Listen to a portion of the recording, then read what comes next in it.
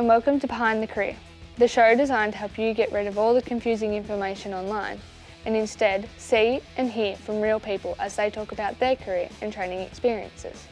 We'll be taking you behind the scenes of industries that are usually hidden from the public. I'm Abby Anderson. And I'm Tyrone Vadabuli.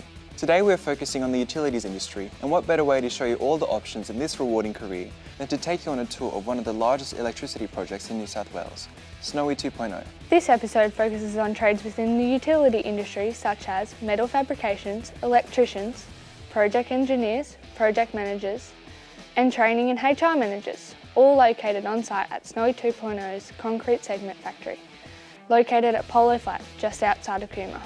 And remember, you can also check out behindthecareer.com for even more resources and links to helpful information. There will be resources like Life Launcher, My Future, Your Career and Job Outlook. For now though, let's renew our energy levels and meet Snowy 2.0's project manager, Johnny Carroll at Polo Flat, to explain what the Great Snowy Scheme is all about and how Snowy 2.0 fits into the big picture. Snowy 2 is adding to the Great Snowy Mountain Scheme. The Snowy Mountain Scheme provides renewable energy through hydropower. It was built over decades. It involves a number of dams, power stations, right throughout the Kosciuszko National Park. This latest edition will add 2,000 megawatts to the generating capacity of the scheme. It adds another 50%, to put it in perspective, to the overall scheme, and it helps Australia reach their targets for generating renewable energy. I'm really pleased to be part of something like that. The project itself involves connecting two existing reservoirs, so there's two dams that have been in place for many years. We're drilling 27 kilometres of tunnels between these two existing reservoirs. This involves, we'll put a power station 1 kilometre underground, and we'll transfer water between the two power stations and generate clean energy.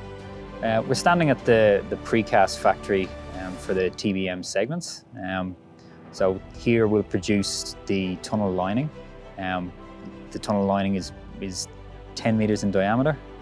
It's made from precast slabs here in Cooma. This site was chosen because it is close to the existing sites to provide local jobs to people based here in Cooma. What happens here is that they'll get cast, they get placed onto trucks and then driven up into the mountain. So when it's up and running, this facility will be a 24/7 operation, and it'll run for almost 3 years.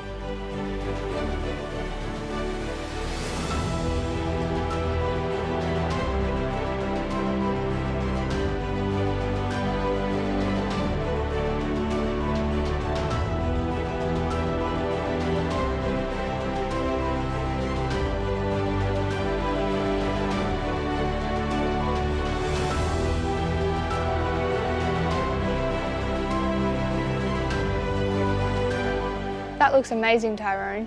It is, Abby.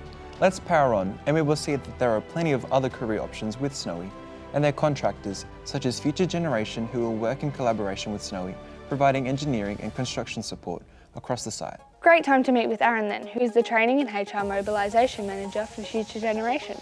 He tells us about his school days and how he got his career and where it's taken him on his career journey.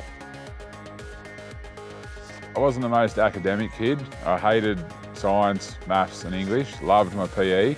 I really enjoyed drama, media. I really enjoyed the sort of the hands-on type of subjects.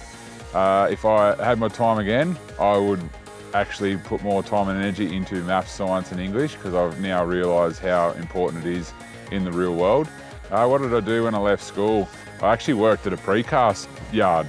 Out of anything now where we are today, I knocked on the door and went and seen these guys, picked up the yellow pages actually, and went to this precast yard and said, hey, you looking for anyone? And they said, yeah, no worries, come in, start tomorrow. So I went in there as a labourer. I was actually lucky enough to get put through my forklift ticket back then, and that sort of gave me an insight onto operating machines. I lasted about 2 months there, and then I went and worked for a concreter, then I worked for a carpenter, then I went landscaping, And so I was a jack of all trades and really did not know what I wanted to do. I actually wanted to join the Defence Force and actually be a helicopter pilot, but I ended up then doing the landscape apprenticeship, and it's the best thing I ever did because it gave me options in doing concreting, timber, but in particular operating.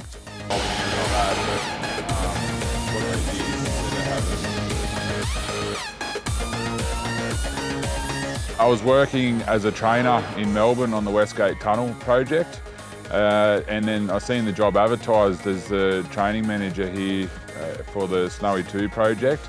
I applied for that early 2020 and got the job, and for me it was just the right move because it was close to family, good for my son because he was close to grandparents, and I thought it was a really iconic project to be involved in.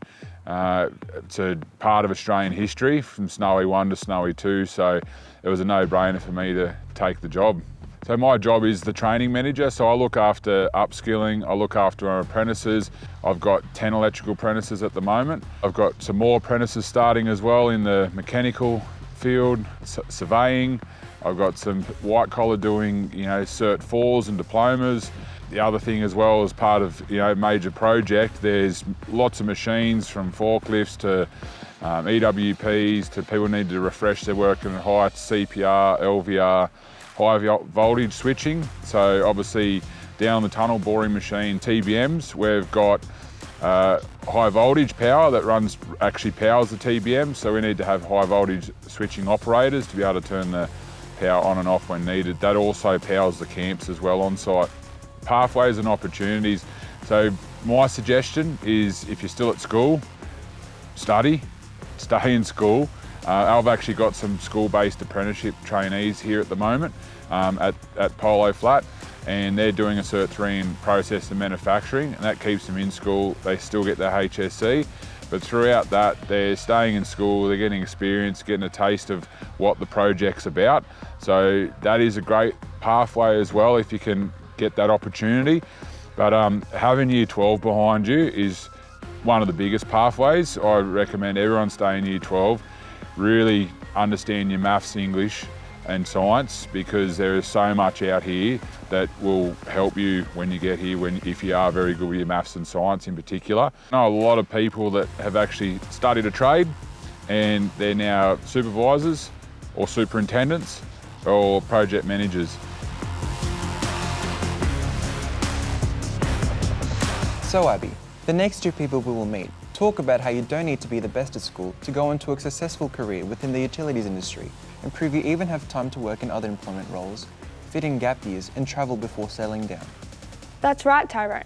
Time to meet second-year apprentice electrician Rebecca and metal fabricator David, both located at the Polo Flat concrete fabrication site. When I was at school, I was pretty undirected. I was more there for fun and games. I didn't really know what I wanted to be or really who I was at that point. It took me a few years out of school to really find myself, in which time I travelled a lot, been to many various countries and have developed a lot of real life experiences. Along with snowboarding, I've done about 6 or 7 seasons now, and that's fantastic. I fell into project management with a friend who owned a quite large company actually, and he believed in me and knew who I was and thought I'd be really good at it. It was at that point that I realised I wanted to be in trade. I remember standing on site one day and I was talking to one of the guys and he said, what do you want to do? And he said, oh, why don't you become a sparky? I was like, yeah, okay. 2 days later enrolled and I got a new job. So it really helped knowing at that point, yes, I want to do this. I was moving to New South Wales and I found Snowy Hydro and Future Gen. And we ended up getting to the point that we're at now, and I've had a lot of help from the staff there, helping me into how to get into this role, and I've felt nothing but support from them. It's been great. I'm learning so much every single day. It's mentally and physically demanding, but I kind of like that. I like to push myself to limits that I didn't know that I could achieve, and the satisfaction that you feel when you do achieve that is it's incredible. So if you're an inquisitive person that likes to be pushed and do something different, like I highly recommend to get out here or try something similar. So on a daily basis, there's so much to do out here. So a typical day you would start off with your pre-start. So we sort of collaborate and we get to know where everyone's at in the focus for the whole project. Then you go your separate ways and divide into your teams. An electrical department will be doing anything from running cables, putting a new tray, installing the sensory technology that's on the carousels at the moment. We're up to the commissioning stage right now, which is just, it's really, really cool to be a part of.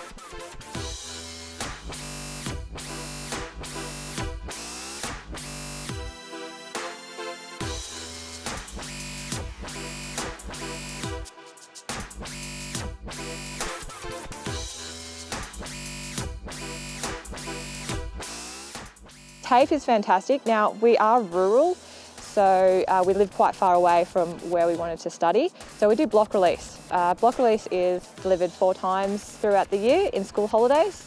And we'll go and we'll stay in Canberra and we'll do 10 days of TAFE. And it's fantastic because you can just do it all at once and smash it out. I'm doing a lot of additional study in my time as well, but I'm doing 2 diplomas. So doing leadership management and project management. And I know that I'm not going to get into that right away, but I've got a good 5 to 10 year plan as to what I want to achieve and where I want to be.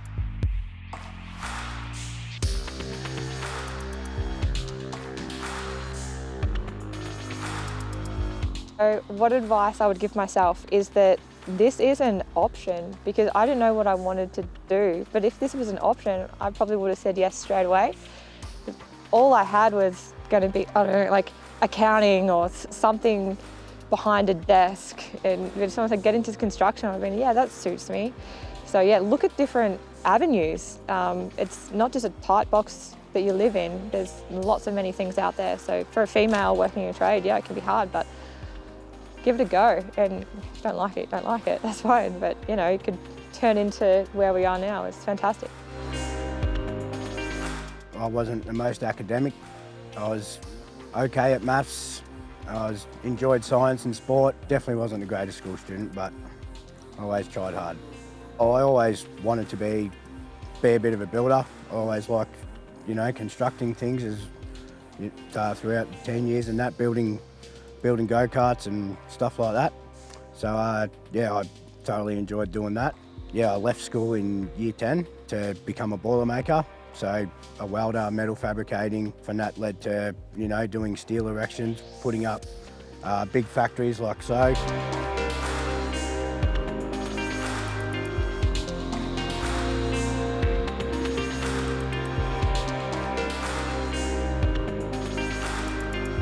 Tough apprenticeship, I'm not gonna lie. Like, it wasn't just, you know, get out into the workforce. You still have to go to school after, once you're in an apprenticeship. It's not like you leave school and you're out for good. Yeah, I had to go back and do 3 years of TAFE throughout a 4-year apprenticeship. Although it was only 1 day a week for 3 years. Being a welder and doing on-site welding, that's got me where I am today. I work for PJL Group now, and we contract to FG. And when I heard that we had a foot in the door for the Snowy Hydro, I wanted to be a part of that.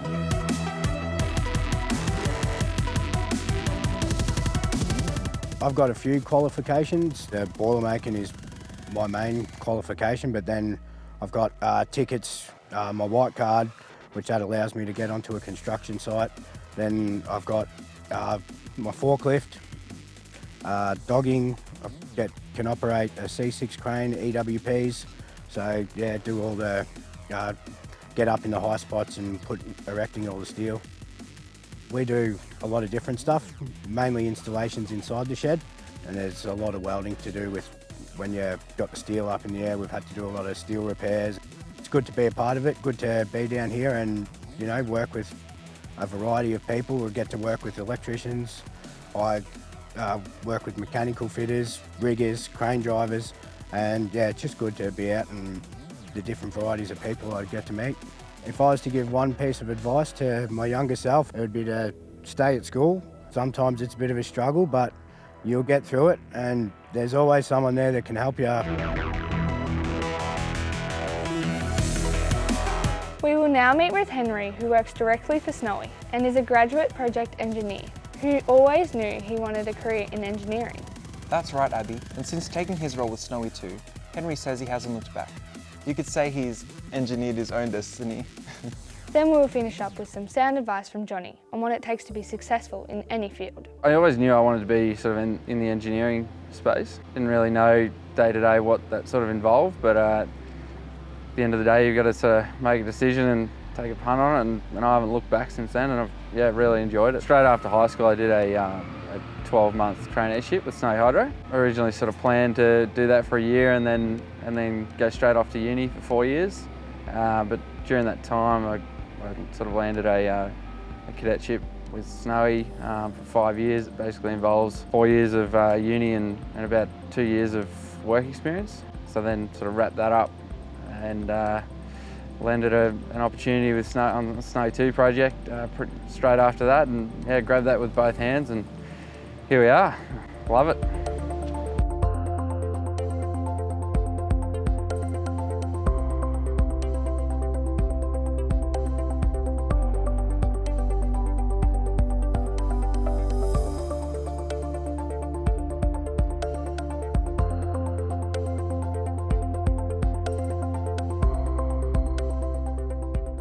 So on a day-to-day basis, I'm sort of involved a lot more in the project management side of things, so managing a lot of contractors, works, but there's also things like you can manage design and quality assurance. I'm based in Cooma, but I spend most of my time out on site.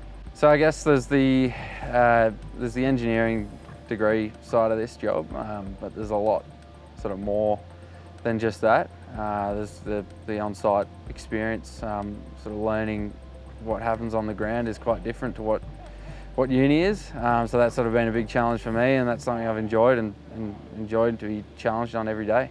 So I love the flexibility and the challenges, as I sort of mentioned, that you get presented with every day and working through those. Certainly love being out on site, like here I am today, and yeah, I love sort of working on the ground with the guys and getting things done. So the type of person I think that would enjoy a career like this is someone that sort of loves to problem solve and understand how things work and get things done. So for anyone that had the inkling of going down this path of engineering or project management or design or any of those sort of streams, I'd definitely recommend it. But hard work and some good attitude and determination will get you there.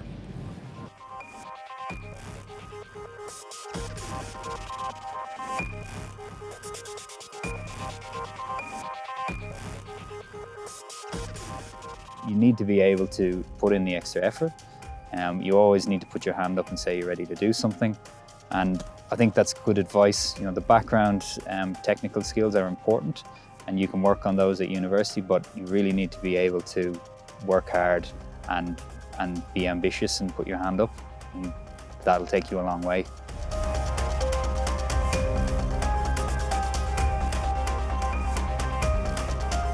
That's all we have time for on this episode of Behind the Career.